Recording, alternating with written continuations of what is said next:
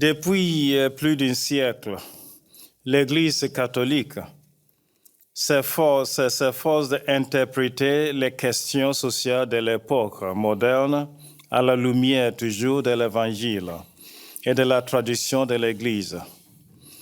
Bien que cet examen de signes temporum ait pu assurer une interprétation humaine profonde et plus influente des préoccupations modernes, telles que le sens du travail, de la paix et du développement économique.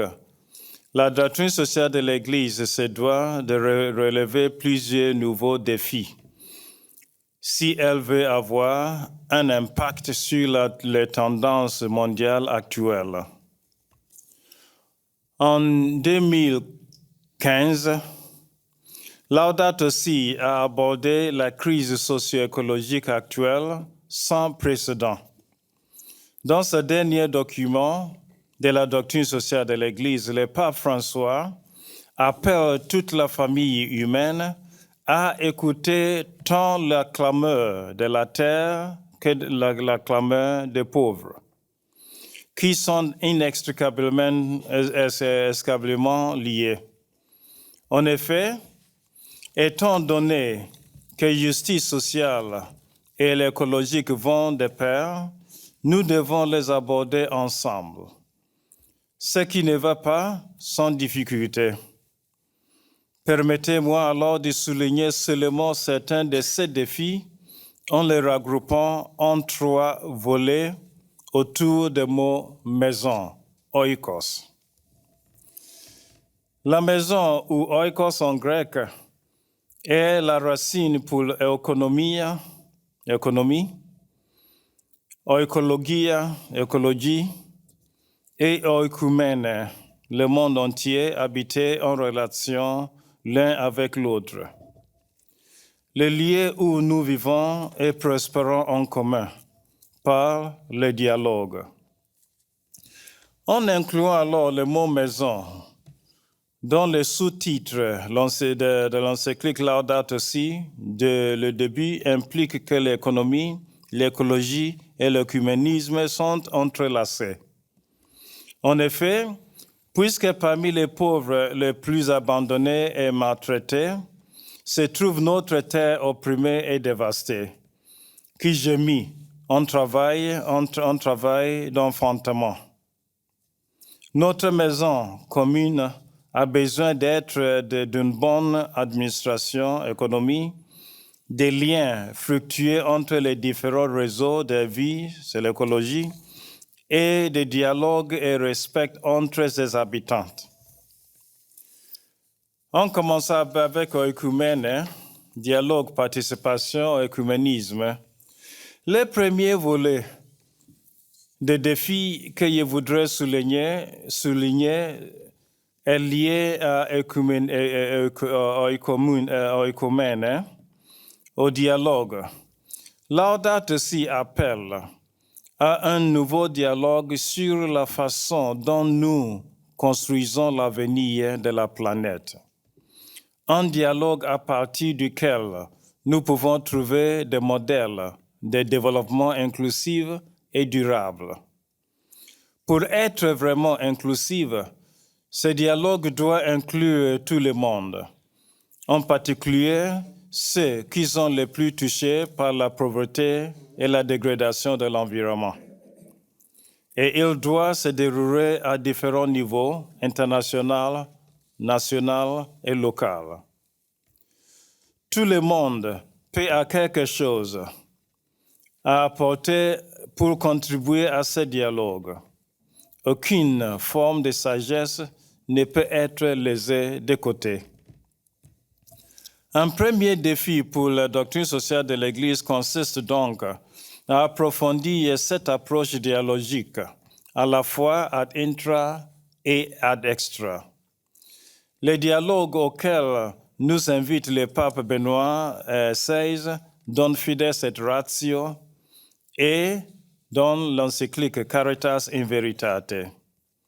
Cela signifie que nous devons combattre la tentation de concevoir la doctrine sociale de l'Église comme une doctrine documentaire seulement, c'est-à-dire un enseignement tiré des documents du pape et des évêques, et nous rappeler que la doctrine sociale de l'Église n'est pas une idéologie, une théorie sociale ou idéal utopique et une alternative ou bien une alternative au capitalisme et au socialisme. Mais elle est essentiellement la théologie morale appliquée aux questions sociales. Ainsi, la doctrine sociale de l'Église est la réflexion de l'Église sur les réalités sociales à la lumière de l'Évangile et la formulation des principes directeurs à appliquer dans la société. Avec elle, l'Église jette la lumière infaillible de l'Évangile sur les différentes situations changeantes de la personne et de la famille humaine. Dans la doctrine sociale de l'Église, alors, les connaissances de la théologie, de la philosophie, de l'économie, de l'écologie et de la politique ont été utilisées de manière cohérente pour formuler une doctrine sociale qui place la personne humaine, son développement complet et intégral au centre de tous les systèmes de pensée et d'activité. Ainsi, la doctrine sociale de l'Église chevauche la philosophie et la théologie, dont les concepts de base sont compréhensibles partout. Mais pour les croyants, l'Évangile illumine, approfondit et élève ces concepts, leur donnant un tout nouveau niveau de signification. Ainsi, la doctrine sociale de l'Église est un langage de foi et de raison, enraciné dans l'Écriture et en dialogue avec les sciences humaines. C'est un enseignement non seulement inspiré par les changements sociaux, mais aussi un enseignement qui motive la transformation sociale actuelle. Par conséquent, un dialogue avec tous les acteurs sociaux est essentiel pour ceux qui étudient ou promeuvent la doctrine sociale de l'Église. Un tel dialogue peut nous aider à sortir d'une attitude pédante avec laquelle beaucoup ont tendance à aborder les questions économiques, politiques ou environnementales comme si nous avons les derniers mots ou bien les mots finaux sur eux, vers une attitude plus humble et dialogique où nous, en tant que disciples du Christ, pouvons contribuer avec des idées et des actions qui témoignent du parfum de l'Évangile dans nos sociétés pluralistes. C'est une attitude alors à promouvoir par la formation chrétienne, surtout dans nos séminaires. Dans Laudato Si, le pape François exprime son espoir que la formation chrétienne, tout en assurant une éducation qui se préoccupe sérieusement de la fragilité des pauvres et de l'environnement, qui puisse favoriser une révolution culturelle, peut entraîner un changement réel. En d'autres termes, nous ne voulons pas que l'enseignement social de l'Église se limite au monde académique, mais qu'il soit plutôt inspiré par les acteurs sociaux et qu'il génère des agents de transformation sociale. Pourtant, pour que cela se produise, nous devons écouter et dialoguer avec différentes personnes, toutes les sciences et les autres religions. Comme l'explique Evangelii Gaudium, nous devons encourager des processus de dialogue public, des processus pouvant nous aider à guérir les racines du mal qui perturbent les relations humaines, des processus de dialogue dont peuvent émerger des modèles de développement. Pourtant, un dialogue sur l'avenir de notre planète, comme dans tout dialogue sérieux, comprendra des désaccords et des points de vue différents. Un autre défi pour la doctrine sociale d'Église est donc de contribuer à créer des conditions minimales pour un vrai dialogue, comme par exemple une attitude autocritique, la volonté de reconnaître les éléments positifs dans les opinions et les vues d'autres. Et troisième, la volonté de travailler ensemble pour le bien commun. Des expériences positives de dialogue œcuménique et interreligieuse pourraient nous aider dans cette entreprise. En outre, nous pouvons tirer des leçons des propositions précédentes de dialogue public sur des questions sociales controversées, telles que la proposition des évêques français de 2017. Il disait, dans un monde qui change, retrouver les sons du politique. Avec cette proposition, les évêques avaient l'intention de reconnaître la validité des diverses perspectives publiques des catholiques français avant les dernières élections présidentielles et ont encouragé les dialogues sociopolitiques comme un moyen de conversion spirituelle. D'autres expériences de dialogue inclusives, même au niveau international, tels que les processus de dialogue qui ont abouti aux objectifs de développement durable, pourraient aussi nous aider à promouvoir les dialogues fructueux qui demandent Laudato Si. Dans les nouveaux dicastères, les dicastères pour la promotion du développement humain et humain intégral, nous devons également trouver de bons cadres dialogiques, à la fois ad intra et ad extra. À l'intérieur du dicaster, parce que nous avons fusionné 4 conseils pontificaux, avec toutes les difficultés internes que toute fusion implique. Et en dehors du dicaster, parce que nous devons écouter attentivement ceux qui souffrent, ceux qui travaillent avec eux, ainsi que les scientifiques, les universitaires et les praticiens, afin de déployer notre mission. Le développement humain intégral ne peut pas être imposé. Il doit être proposé et nous ne pouvons le faire sans de bons processus de dialogue.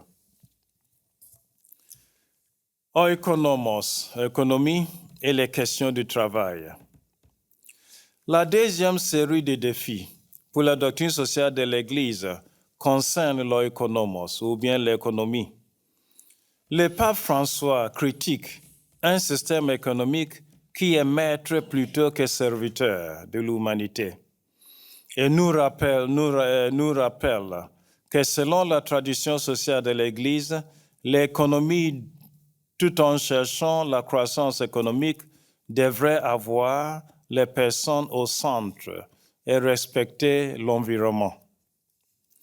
Le défi alors pour la doctrine sociale de l'Église est donc de collaborer avec les économistes, les politiciens et les acteurs sociaux pour trouver un modèle économique qui ne réponde pas au mythe du progrès matériel ou à un système de marché devenu idolâtre et qui nous conduit à une mentalité à court terme et égoïste et à la culture des déchets. En effet, il est urgent de promouvoir un système économique inclusif et respectueux de l'environnement, où il y a peu de place pour l'exploitation des travailleurs et la destruction des écosystèmes, et où le coût de la proportion économique inclut les coûts sociaux et environnementaux. Un sujet parmi d'autres liés aux défis économiques est celui du travail, qui a toujours été au cœur de la doctrine sociale de l'Église. Comme Relum Novarum de 1891 était une tentative de répondre à la nouvelle révolution industrielle des siècles précédents, en particulier par rapport à la question du travail dans le contexte de la création de richesses industrielles. Laudato Si est une tentative de répondre aux conséquences de 200 ans d'industrialisation. Malheureusement, il existe encore des énormes problèmes sociaux mondiaux concernant le travail qui rassemblent à la situation de l'époque où l'encyclique Laudato Rerum Novarum a été écrite. Ce sont par exemple le chômage, l'esclavage moderne, les salaires injustes, les longues heures du travail ou le manque de vacances, le travail des enfants et toutes sortes de travail non dignes, les environnements malsains, la traite des êtres humains, la migration forcée et en général les abus concernant les travailleurs.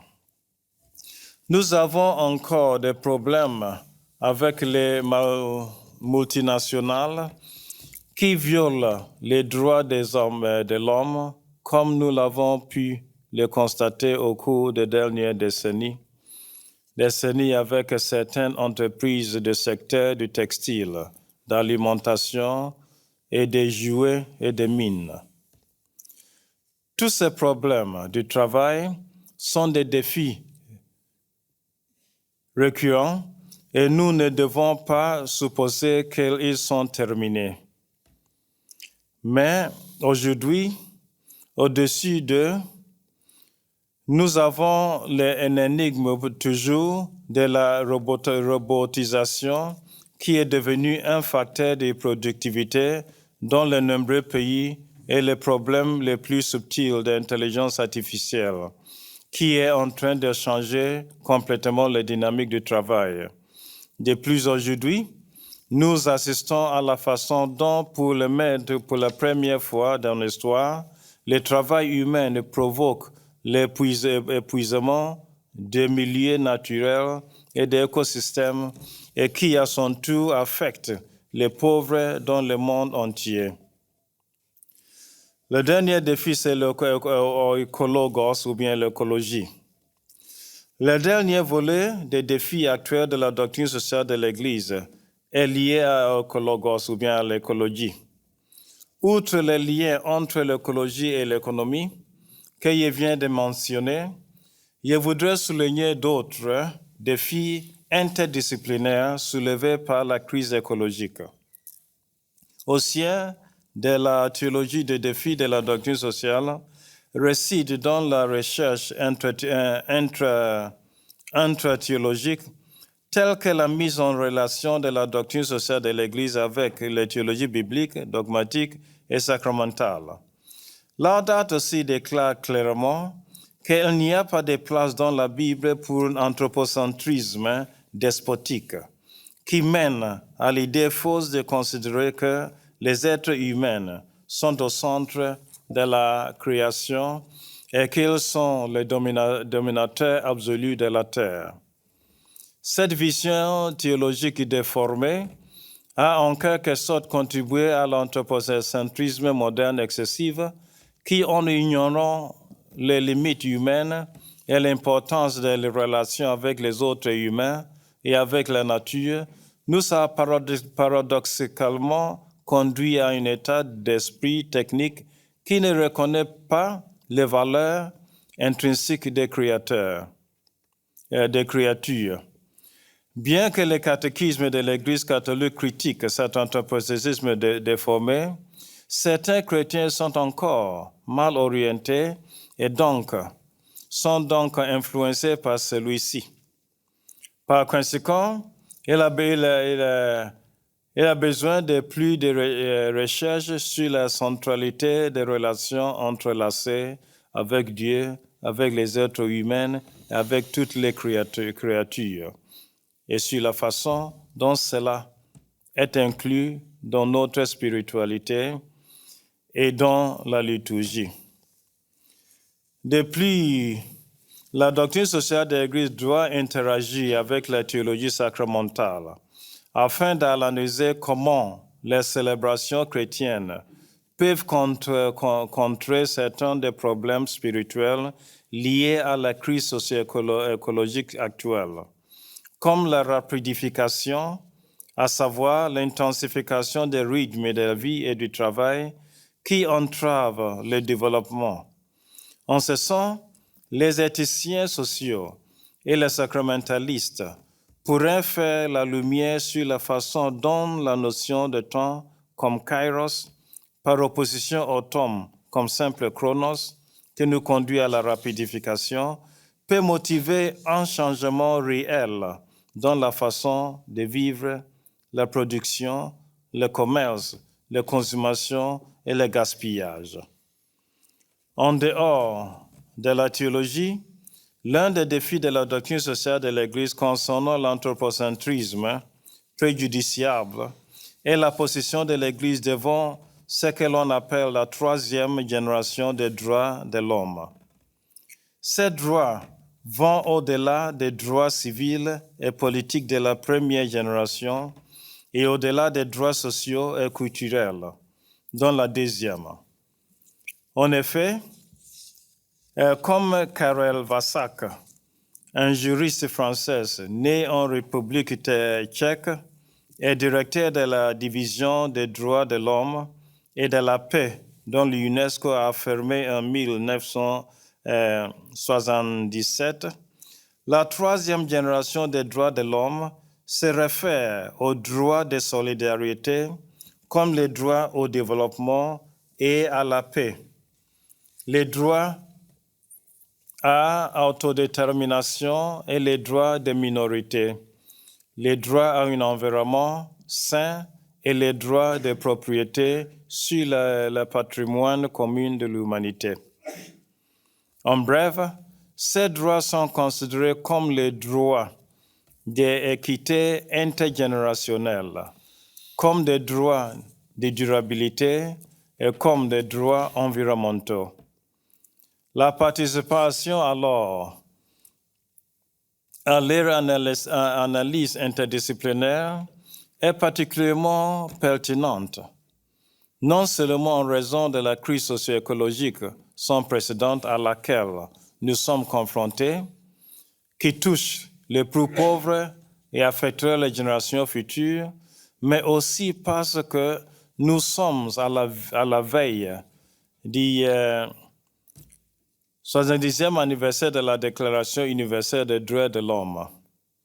La participation alors à un niveau interdisciplinaire dans la troisième génération des droits de l'homme est également pertinente car c'est une réponse à l'appel de Laudato Si pour une nouvelle solidarité universelle, à la fois intergénérationnelle et environnementale. En conclusion, je voudrais dire qu'il existe alors de nombreux défis auxquels la doctrine sociale de l'Église est confrontée aujourd'hui. Certains d'entre eux, tels que l'état de démocratie, de la finance ou des migrations, seront développés dans ce séminaire. Dans cette courte introduction, j'ai seulement voulu mettre en évidence 3 groupes de défis autour du mot oikos, maison. En effet, la société est en train de transformer la façon dont nous participons et dialoguons dans le monde entier.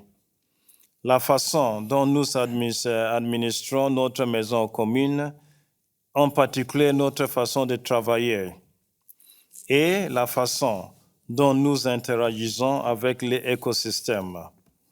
Par conséquent, le rôle de la doctrine sociale de l'Église est d'assurer que ces transformations, ces mutations sont inclusives, durables et justes, et que l'essence de la vie authentiquement humaine est toujours servi et assurée.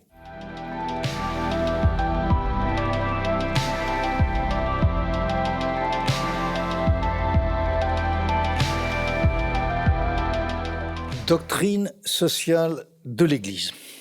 On lui reproche parfois son intitulé et son caractère quelque peu suranné. Je rappelle que c'est le pape Pie XI qui, dans son encyclique Quadragesimo Anno, en 1931, en a en quelque sorte officialisé l'usage.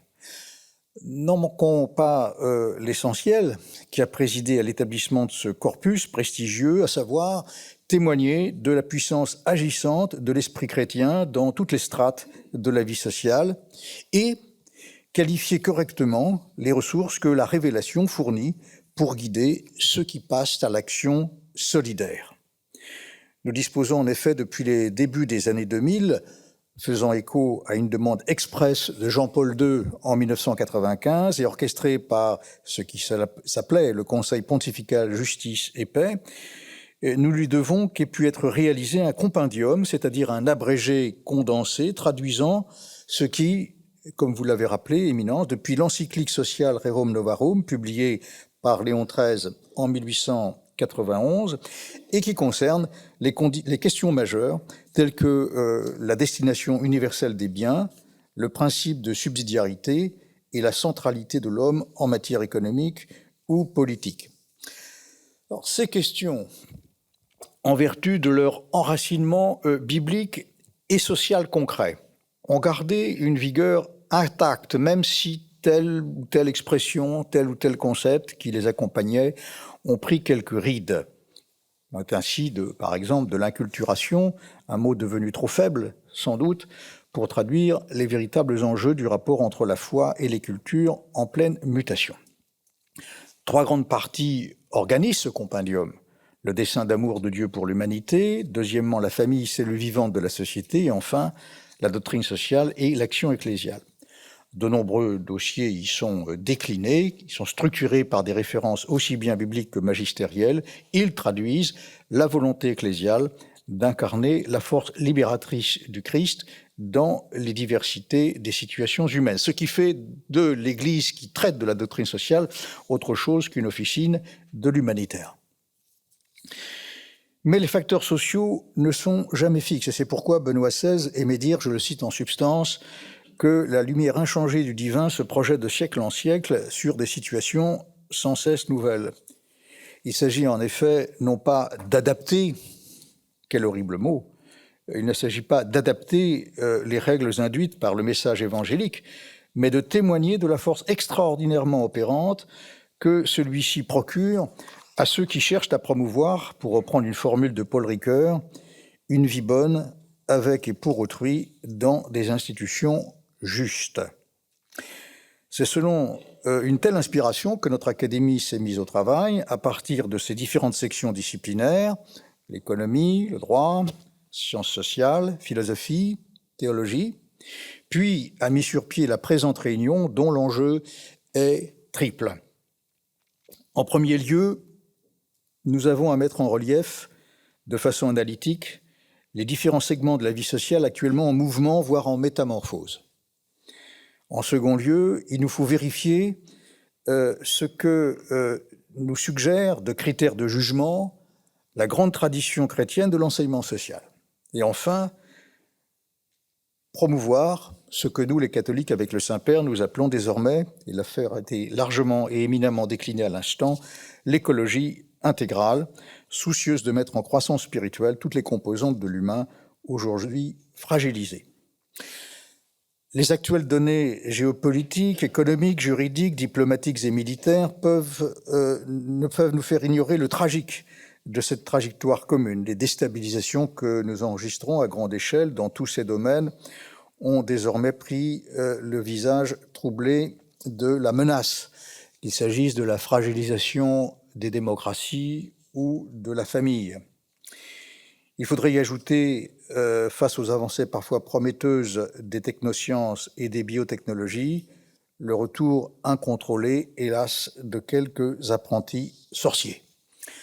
Ainsi, les dossiers qu'il nous revient de traiter aujourd'hui, et qui sont au nombre de 8, sont ancrés là, dans ce jeu d'ombre et de lumière. Je les cite donc. Premièrement, le déclin des corps intermédiaires traditionnels. Deuxièmement, la question théologico-politique dans les démocraties post-séculières. Troisièmement, la question corollaire des droits humains et la mise en cause de leur universalité. Les bouleversements du monde de l'entreprise et du travail par les effets de la mondialisation et du numérique. Cinquièmement, la financiarisation de l'économie et les pratiques d'endettement généralisées. Sixièmement, les nouveaux mouvements migratoires et l'affaissement des frontières. Septièmement, la crise écologique et climatique. Et enfin, huitièmement, les nouvelles formes d'esclavage dont nous entretiendra tout à l'heure Monseigneur Sanchez Sorondo. Éminence, votre présence attentive au cours de cette journée atteste que nous abordons ces dossiers dans la pleine communion avec votre ministère et avec la mission que le pape François vous a confiée. Nous voudrions seulement être à la hauteur de la responsabilité toute spéciale que cette situation nous confère. Le 25 novembre dernier, dans la lettre que le pape François vous a spécialement destinée à l'occasion de la conférence internationale de Popularum Progressio à Laudato Si, conférence que vous avez organisée, on lit ces mots qui prendront ici un relief tout particulier et donneront à notre tâche sa pleine signification. Je cite: « Le travail, outre qu'il est essentiel pour l'épanouissement de la personne, est aussi une clé du développement social. Travailler avec les autres et travailler pour les autres, selon la formule de Jean-Paul II dans Centesimus Annus. Et le fruit de cet agir offre une occasion d'échange, de relations et de rencontres. Tous les jours, des millions de personnes coopèrent au développement à travers leurs activités manuelles ou intellectuelles dans les grandes villes ou dans les zones rurales, avec des fonctions sophistiquées ou simples. Tous sont l'expression d'un amour concret pour la promotion du bien commun, d'un amour civil. Cependant, et c'est le pape François qui parle, cependant, comme le fit observer Paul VI, il ne faut pas exagérer la mystique du travail. La personne n'est pas seulement travail. Il y a d'autres nécessités humaines que nous devons cultiver et considérer, comme la famille, les amis et le repos.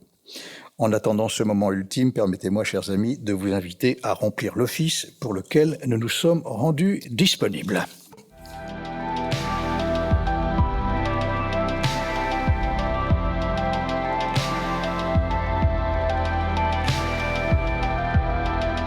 Vous l'avez dit, Père, dans votre introduction, le discours, l'enseignement social de l'Église n'est pas une idéologie. C'est pas une idéologie, c'est un discours qui est basé sur une anthropologie. C'est-à-dire que, bien sûr, c'est pas une idéologie, mais ce n'est pas non plus un outil qu'on pourrait utiliser n'importe où, dans n'importe quel pays, culture ou autre. C'est pas une clé à molette qu'on peut donner à quelqu'un en disant prenez ça, ça marchera mieux. Non, c'est pas ça. C'est un discours qui est fondé sur une anthropologie et notamment, et ça a été dit, une anthropologie singulière qui considère l'homme comme une personne, c'est-à-dire comme une conscience personnelle et comme une liberté personnelle, autrement dit, qui considère l'individu comme un acteur. Alors, la subsidiarité dont je vais parler rapidement a été mise en place, non pas en tant que subsidiarité, parce que le mot est récent, le mot date du 19e, en fait, commence sous la plume de Monseigneur Taparelli, donc d'un homme d'église.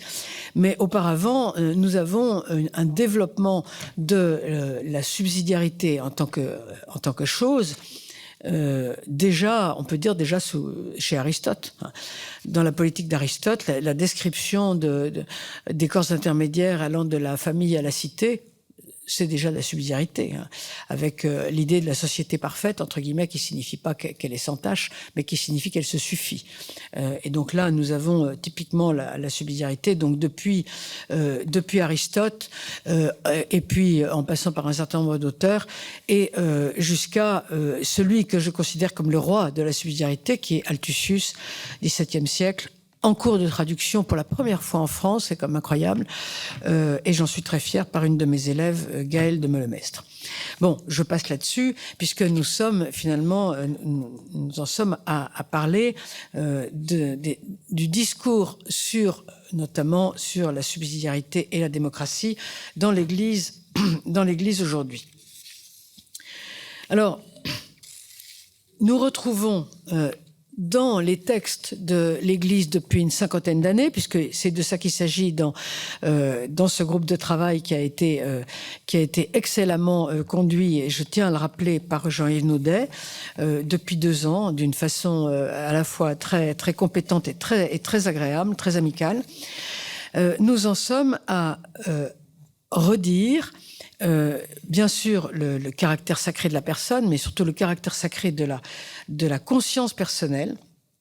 Et il y a des choses à dire, même après le départ bienvenu des totalitarismes de nos contrées, parce que nous sommes, pour ainsi dire, retombés, oui, j'utilise ce mot, dans des sociétés dans lesquelles beaucoup de citoyens renoncent à utiliser leur conscience personnelle. Par exemple, un très grand nombre de nos concitoyens croient facilement que tout ce qui est légal est moral, ce qui est un renoncement à la conscience personnelle. Et nous avons un très grand nombre de développements de Jean-Paul II, par exemple, ou autres, là-dessus, pour dire qu'il y a une sorte de renoncement de la conscience. Alors, valorisation de l'autonomie, on la retrouve ici pour réaffirmer que le niveau inférieur vaut toujours plus que le niveau supérieur. Les Allemands qui sont des maîtres en subsidiarité, oui, des maîtres, il faut pas s'imaginer que les années hitlériennes sont si importantes pour l'Allemagne, parce qu'au fond, l'Allemagne, c'est d'abord un pays où le principe général de la politique, c'est de dire, je cite le dicton, « L'homme est plus vieux que l'État ». Et donc, l'homme est plus vieux que l'État, la famille est plus vieille que la corporation est plus vieille que la province est plus vieille que l'État. C'est ça, hein, c'est ça la subsidiarité, et finalement, nous la trouvons essentiellement, pour commencer, dans les pays allemands. Il faut quand même rendre à César ce qui est à César. Alors, il est redit dans tous les textes depuis 50 ans que l'État n'a qu'une fonction, ne devrait avoir, parce qu'il l'a pas, qu'une fonction de suppléance en cas d'insuffisance. Ceci est fait dans les pays suisses et aussi dans les pays allemands, mais pas dans un pays comme la France, par exemple. Donc, c'est donc nous qui avons peut-être, nous autres les Français, qui avons peut-être le plus à tenir compte des leçons qui sont données ici. Et nous trouvons une critique de ce qu'on appelle l'état du bien-être, ou finalement l'État-providence qui ne fait que apporter le bien-être à ses concitoyens. En revanche, au contraire, l'homme est considéré ici comme l'acteur de sa propre vie, suivant l'anthropologie fondatrice, c'est-à-dire que l'homme individuel est auteur, acteur, créateur. C'est ici, dans nos contrées, que nous trouvons la naissance de l'éducation d'initiative par-dessus l'éducation d'initiation qui est propre à toutes les cultures. Et la démocratie suit cela. La démocratie, c'est en principe l'émergence de la personnalité créative du citoyen. On trouve cela dans tous nos textes, qui va augmenter et nourrir la société. L'État ne vient qu'en secours et en complément. Ceci est redit constamment. Alors, je vais juste citer quelques points qui me paraissent importants. Nous trouvons ici donc, et c'est une chose qu'on ne dit pas assez, une valorisation de l'autonomie par rapport au bien-être matériel. C'est-à-dire que l'autonomie vaut plus que le bien-être matériel. Ça ne veut pas dire qu'il faut faire en sorte que tout le monde soit pauvre et affamé. Bien sûr que non.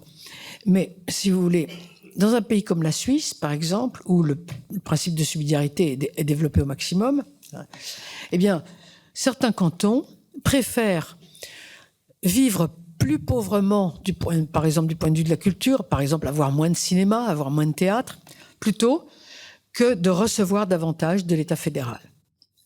Ce qui signifie, à partir du moment où nous avons le nécessaire, parce qu'il faut avoir le nécessaire, il ne faut pas être idiot, eh bien, nous valorisons l'autonomie, nous choisissons de valoriser l'autonomie par rapport à davantage de bien-être matériel. Et ça, évidemment, c'est une critique de l'état du bien-être. Alors, ce qui ne veut pas dire que ça serait un éloge de la pauvreté générale, bien sûr, ou de la pauvreté de quelques-uns, pire encore. Mais vous voyez, je pense que c'est très important à signaler parce que c'est quelque chose qu'on ne dit pas. Lorsqu'on entend les médias ou la parole publique ou la parole de tous, eh bien, on entend davantage plus de bien-être. Alors ici, nous avons au contraire une sorte d'équilibre du bien-être et de l'autonomie, et parfois, lorsqu'on estime que le bien-être est suffisant, une valorisation de l'autonomie par rapport au bien-être. Dans ce débat, nous avons, dans ce débat sur la subsidiarité de façon moderne, c'est-à-dire depuis les 50 ou les 70 dernières années, au fond depuis la Seconde Guerre, nous avons des développements très importants sur les corps intermédiaires et notamment sur la famille. Il y a énormément de textes sur la famille, ce qui est évidemment très important, avec une réflexion très intéressante, souvent sur la supériorité du lien sur l'égalité. La famille, c'est pas la société de l'égalité. Même si on peut considérer qu'il y a eu des combats importants contre le patriarcat ancien, ou si vous voulez, des combats importants pour limiter quand même les pouvoirs de ce que j'appelle le père de Kafka, parce que c'est une sorte de figure symbolique. Néanmoins, nous avons ici un discours pour faire ressortir la supériorité du lien par rapport à l'égalité. Ce qui évidemment ne rentre pas non plus, pas plus que ce que je viens de dire à l'instant, ce que je viens de dire tout à l'heure, ne rentre pas dans les idées courantes que l'on entend partout. Il y a quelque chose qui manque, me semble-t-il, mais certains d'entre vous connaissent probablement mieux l'ensemble des discours des papes. Il manque peut-être une réflexion sur les réseaux sociaux. Je trouve qu'il y aurait ici une réflexion à faire, puisque les réseaux sociaux, qui sont une nouvelle forme de lien, sont en fait un anti-lien, parce que il n'y a pas ici de responsabilité. Vous surfez sur un réseau, quand vous avez tout pris, et qu'il vous faut à votre tour rendre quelque chose, vous changez de réseau. C'est comme ça que ça se passe. Donc, les réseaux qui sont les anti-communautés actuelles, en fait, ne sont pas des sociétés de liens. C'est à mon sens, une réflexion qu'il faudra avoir, mais bon, j'attends ce que diront un certain nombre d'entre vous qui vont peut-être me dire qu'au fond, il y a des réflexions là-dessus. Je signale cela en passant. Je pense que c'est très important parce que le fait d'avoir des amis sur Internet, c'est ce que je dis toujours à mes petits-enfants, c'est pas des amis en fait. Tu prétends que tu as 150 amis, mais c'est pas des amis. Qu'est-ce que c'est qu'un ami? C'est quelqu'un auquel on pense tellement qu'on a l'impression parfois que... Moi, si on cessait de penser à lui, il mourrait aussitôt. Vous voyez ce que je veux dire? Les amis qu'on a sur Internet, c'est pas la même chose. Donc, je pense que peut-être la réflexion serait à développer là-dessus. La critique de l'État-providence qui a remplacé au fond l'État totalitaire. Ce n'est pas un État totalitaire, mais au fond, avec même son côté soft, c'est quand même un État qui, d'une certaine manière, opprime. La critique de l'État-providence porte aussi sur la solidarité qu'il développe. L'État-providence redistribue des biens, mais il les redistribue de façon anonyme, à travers l'argent, qui par définition est anonyme, et à travers le fonctionnaire anonyme. Autrement dit, il écarte le don de personne à personne, mais il l'écarte de façon volontaire et précise, de façon à ce que personne ne sente la nécessité de remercier. Et la doctrine sociale récuse, et je lui en sais gré, ce que j'appelle, moi, cette justice sans amour, c'est-à-dire une égalité toute stricte, toute matérielle,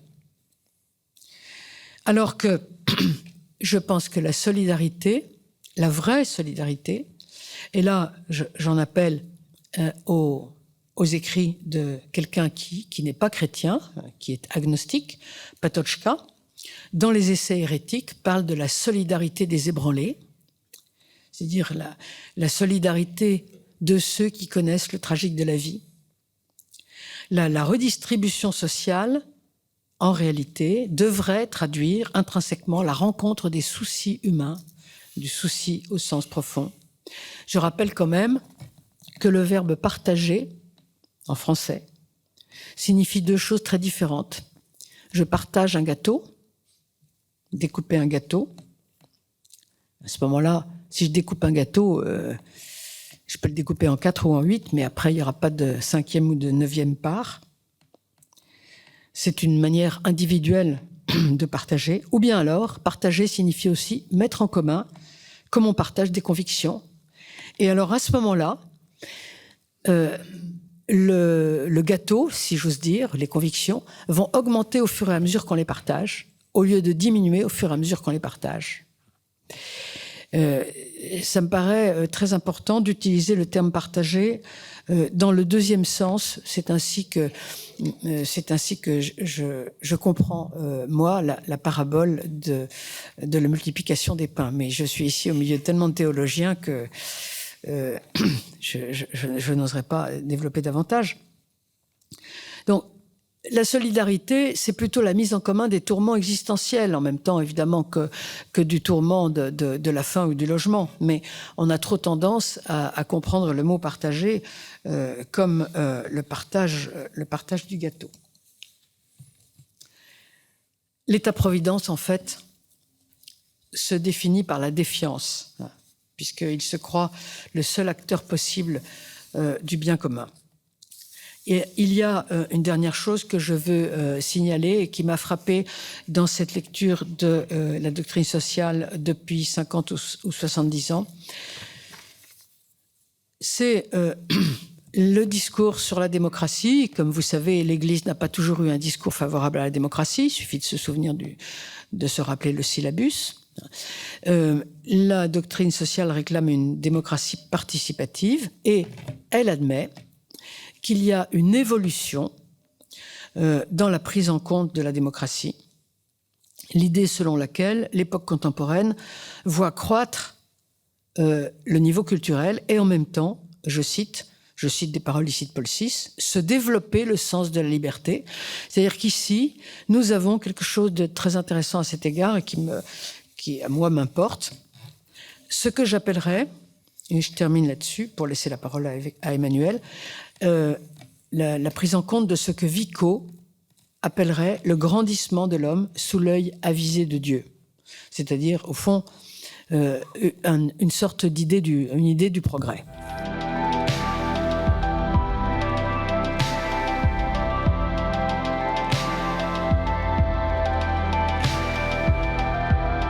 Ma première remarque voudrait souligner à la suite de Chantal Delsol ce que je propose d'appeler la dimension personnaliste du principe de subsidiarité.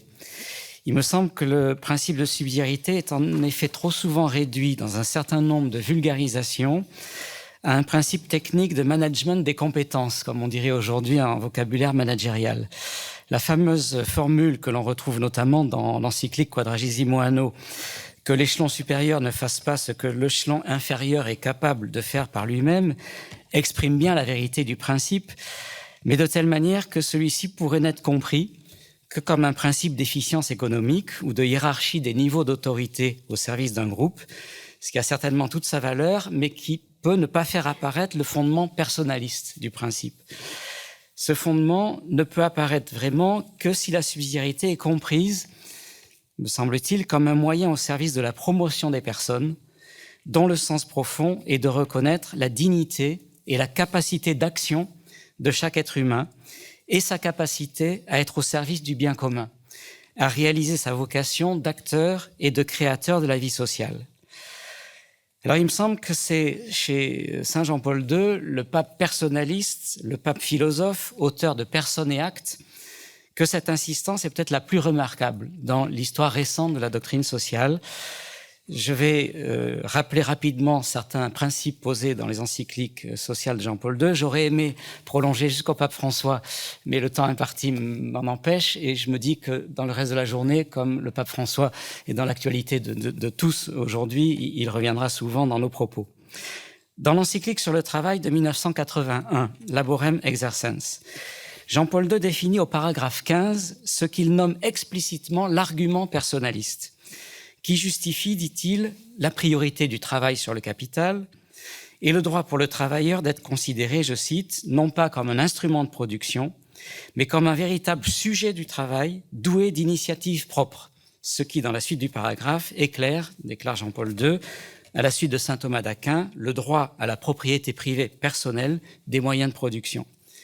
Une perspective qui s'enracine au plan philosophique dans une anthropologie d'origine notamment aristotélicienne, où l'homme se réalise précisément par son pouvoir d'action, et qui débouche sur un plan théologique où le travail, à la fin de l'encyclique, au paragraphe 25 par exemple, est affirmé comme une participation à l'œuvre du Créateur, de sorte que l'homme apparaît comme coopérateur de l'œuvre divine, selon cette conjonction entre agir divin et humain, cause première et cause seconde, qui fascinait par exemple Maurice Blondel dans sa grande métaphysique des années 30 et qu'on retrouve aussi chez une Simone Weil lorsqu'elle considère le travail comme un achèvement de la création en coopération avec Dieu et l'action de l'Esprit Saint dans le monde.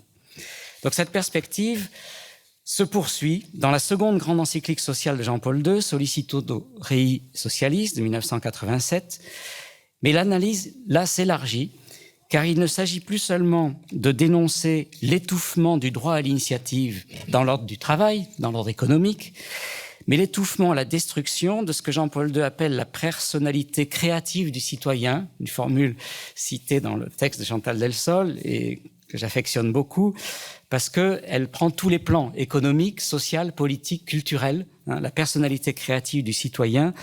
Cela consiste à penser que le sous-développement humain n'est pas seulement économique, selon une conception réductrice du développement, mais social, culturel, politique, anthropologique au sens large.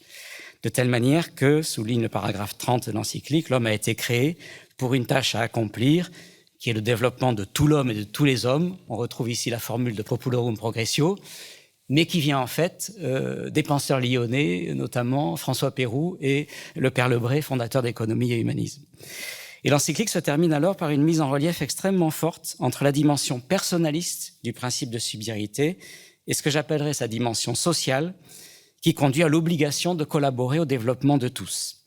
Et j'arrive au second point de mon propos, c'est-à-dire que ce que l'on voit davantage accentué dans la troisième grande encyclique sociale de Jean-Paul II, Centesimus Annus, l'insistance sur le couplage entre dimension personnaliste et communautaire, si on veut parler comme Mounier, qui apparaît le plus fortement. Parce que la destruction de la personnalité de l'individu est simultanément une destruction de la société, puisqu'elle empêche de se mettre au service des autres. Donc le principe de subsidiarité est alors noué à un principe de solidarité, soulignant que ces deux principes sont au service d'une convivialité qui n'a pour fin ni l'État ni le marché, car elle se fonde sur une nature humaine et un monde de la culture qui précède et qui dépasse les deux ordres économiques et politiques. Une société vraiment humaine est une société permettant de faire croître réellement la dignité et la créativité de chaque personne, paragraphe 29, y compris pour les plus pauvres, paragraphe 28.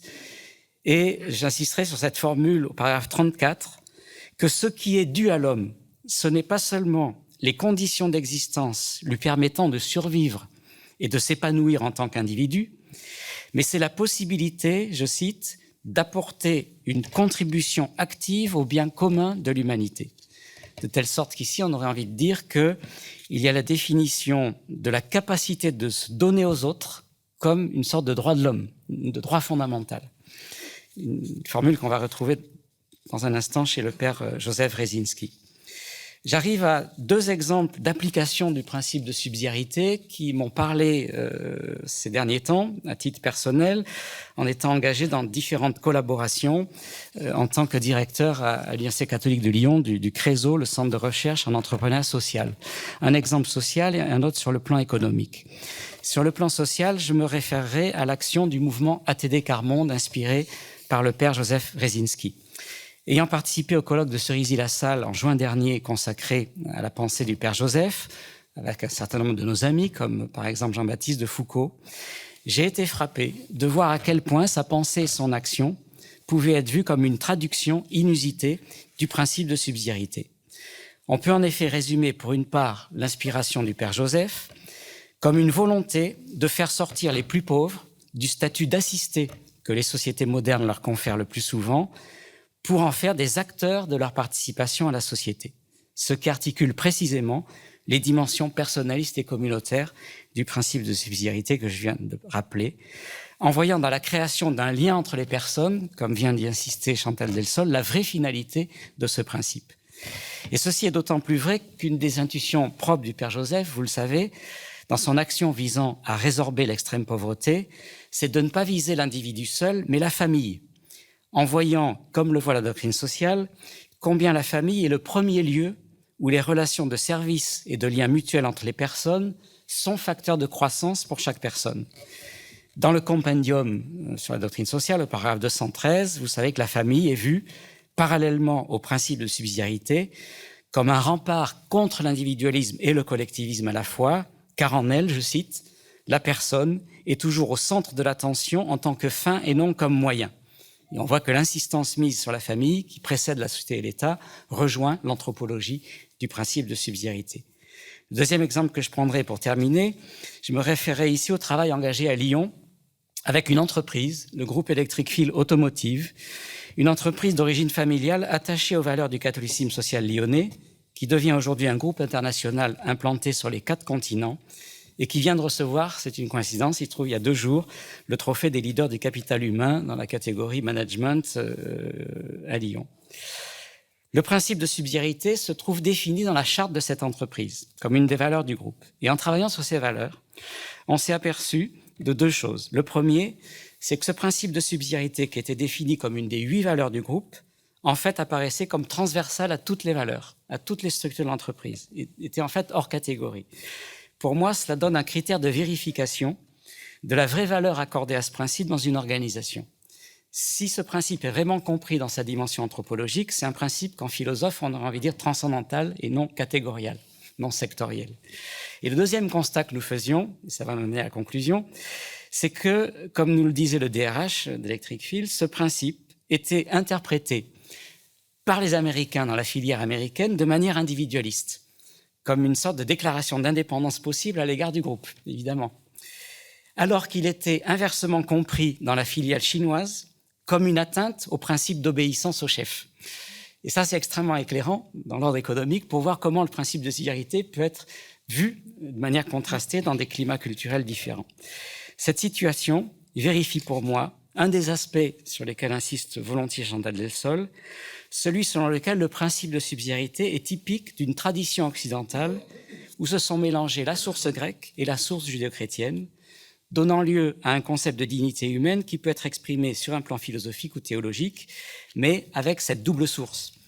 Un principe qui peut être ignoré ou nié de plusieurs manières, soit dans le monde occidental ultralibéral sous la forme de l'individualisme de la société liquide ou des totalitarismes du XXe siècle si on prend l'opposé, soit hors du monde occidental par les sociétés aujourd'hui partagées entre leur holisme traditionnel d'origine et l'individualisme moderne qui arrive en force comme l'Afrique, l'Inde ou la Chine aujourd'hui.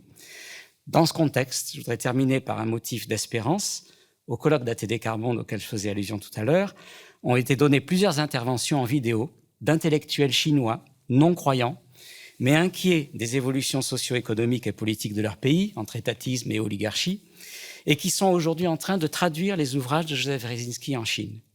Et j'ai été frappé par une phrase de l'un d'entre eux, je cite, « Les pauvres sont et seront les témoins de nos sincérités ». Une phrase qui prolongeait l'intuition du Père Joseph, selon laquelle la dignité de la personne humaine ne peut être reconnue que si, comme dans l'Évangile, elle est reconnue d'abord chez les plus pauvres, les souffrants et les exclus. Et donc je terminerai par une perspective à la fois historique et, j'oserais dire, prophétique. De même que je vois personnellement une convergence trop peu remarquée entre la théologie aujourd'hui du pape François et la théologie du peuple et de la culture de Jean-Paul II, qui, l'une en contexte polonais, l'autre en contexte latino-américain, insiste pour que soit laissé le maximum d'amplitude à la créativité de la société sociale Donc il faudrait développer ici toute la thématique des corps intermédiaires.